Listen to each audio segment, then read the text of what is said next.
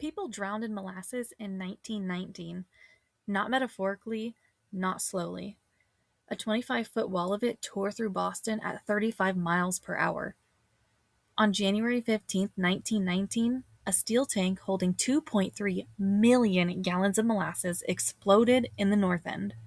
And before you think, okay, but molasses isn't scary, imagine trying to outrun a 12 million pound pancake topping. Witnesses said it sounded like a machine gun. The wave lifted horses into the air. It ripped buildings apart. It knocked people flat before they even understood what was happening. And once you were down, molasses didn't exactly respect personal space. Rescuers said moving through it felt like wet cement. Every step was a fight. 21 people lost their lives. 150 were injured. And here's where the side-eye begins. The tank had been leaking for months. Like, visibly leaking. Children were literally collecting the dripping molasses into buckets. Neighbors complained the structure groaned so loudly at night that it kept them awake. So what did the company do?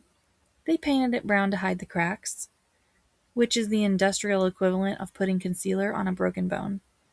They never properly pressure tested it, because I guess someone looked at 2 million gallons of syrup in a residential neighborhood and thought, yeah, that feels stable. It was not stable.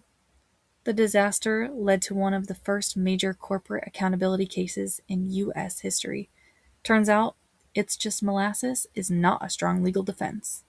History is messy, confusing, and sometimes refuses to explain itself. Subscribe to Hold My Hourglass if you like your history with curiosity and a little side-eye.